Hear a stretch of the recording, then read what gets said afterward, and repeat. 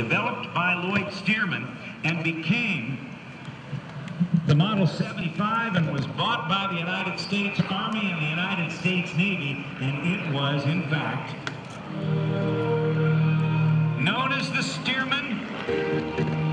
The Navy called it officially the N2S, that's the yellow airplane, and the Army called it the PT-17 or the PT-18 or the PT-13. But it was the first type of aircraft that a cadet would climb into to learn how to fly. With a blistering top speed of under 125 miles an hour, cruising at just shy of 100 miles per hour. It was a very simple aircraft to operate compared to what they would graduate to if they did earn their wings. A fixed landing gear, 2 big wings. The wings made of wood, covered with fabric.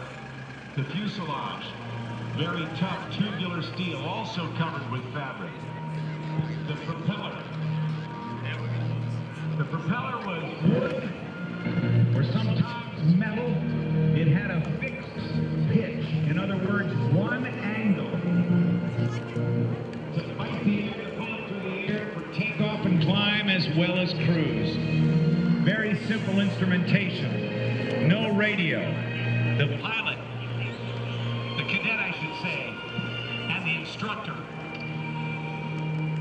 would communicate with a tube going to their ears. It was totally acoustic, no electronics. They learned the basics of formation flying like you see here.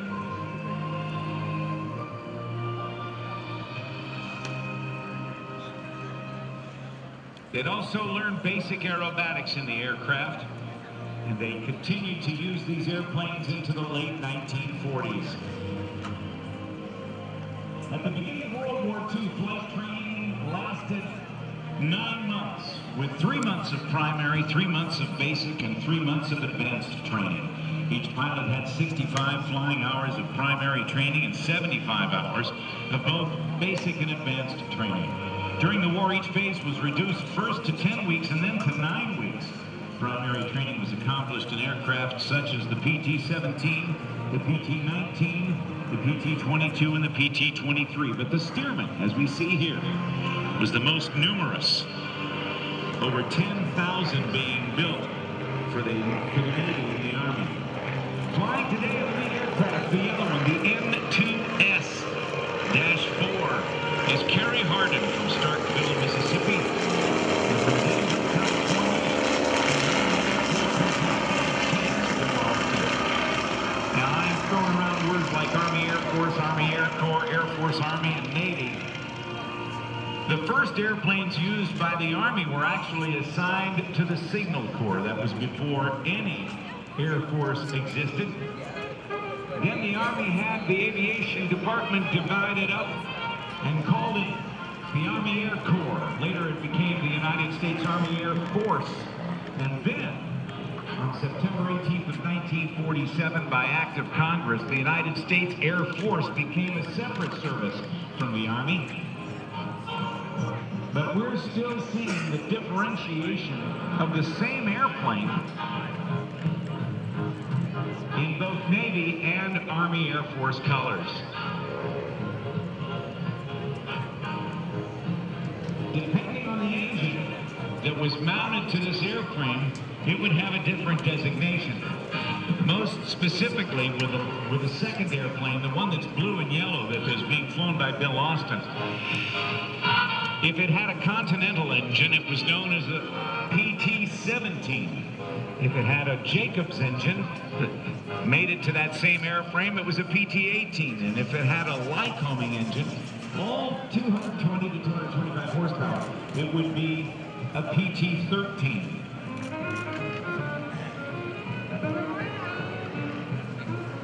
Some said if you could master the Stearman, you could master almost anything. And our air boss, Wayne Boggs, has had a great deal of time flying some Stearmans, along with one of the other primary trainers. And Wayne, what made this thing so difficult to handle when it was, as a primary trainer, supposed to be easy to fly? The aircraft Stearman is on the ground, especially in any type of crosswind environment. It's got a real narrow gear on it and a very, what we call a very short tail moment. In other words, from the center of gravity back to where the tail wheel is a short, very short moment that doesn't hit that big of a rudder. So in any type of crosswind environment, the airplane becomes a very large vehicle to handle. Like a windmill. It surely does.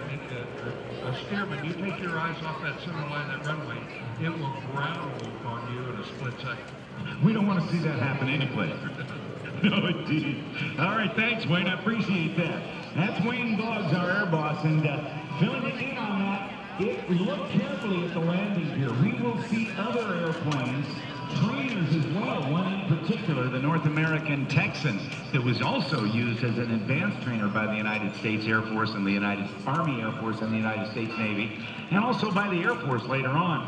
And it also had a very narrow landing gear. Compared to the North American P-51 Mustang, one of the most decorated fighters of all of World War II, it had a very wide landing gear.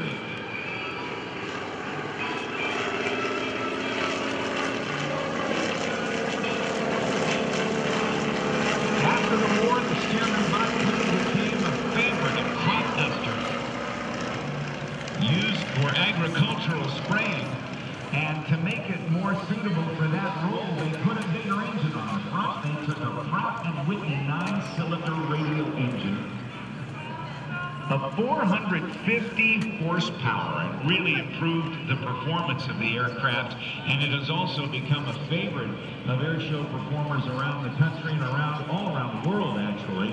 Of the over 10,000 that were built just for the United States Navy and the Army, about 1,000 or so remain flyable today all over the world.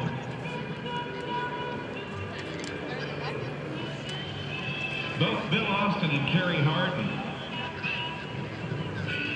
are members of Stearman Flight, a nationwide organization that's dedicated to educating Stearman pilots in the procedures and the techniques for safe flying and safe formation flying, and that's what they're doing today. That's one of those basic skills that the cadets learned in this aircraft. They weighed close to 3,000 pounds, and it was a great way to get started, and still is a great way to fly. The open cockpit flying that's being done by these airplanes is it's just a lot of fun. I don't have a lot of open cockpit time, but what I do have has been very, very enjoyable. Is it going to end? Is it windy? Can you get going? Yeah, no, landing your face are not pretty neat.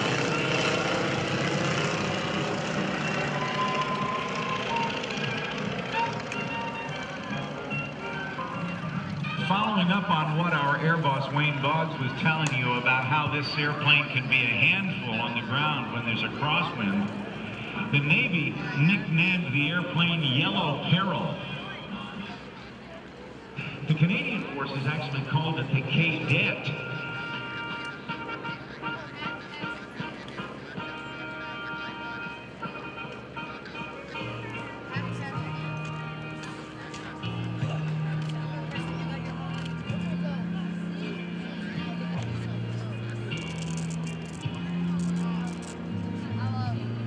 First delivery for the Navy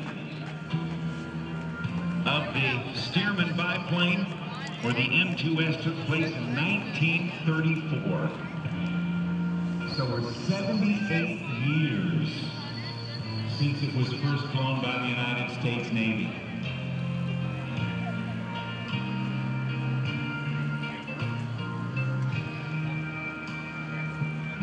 After graduating from primary training, if the student didn't wash out, he'd move on to a basic trainer, like the Vultee Valiant or the BT, Basic Trainer 13.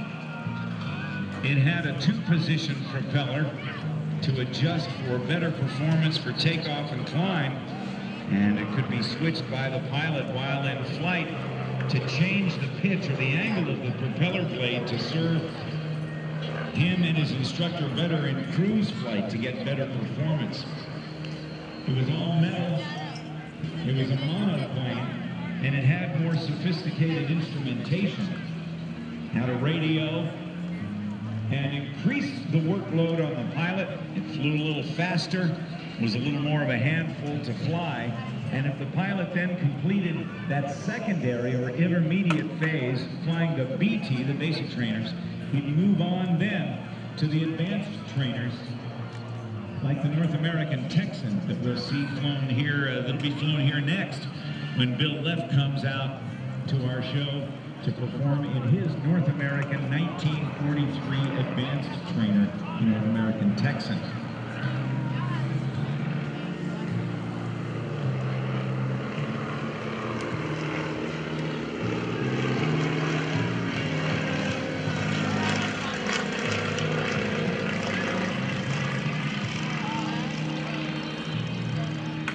The advanced trainers that the Navy called the SNJ and the United States Army Air Force called the AT, Advanced Trainer 6. They were made in Texas, and so they were given the name Texan. They were also used by the Royal Canadian Air Force and the Royal Air Force, and they called it the Harvard, as they called many of their trainers. They gave them names of colleges. In this case, Harvard was an institution of higher learning, and that's what advanced trainers were all about. Now watch as these Stearmans get ready to land. Not too much of a crosswind, but some still that they have to worry about.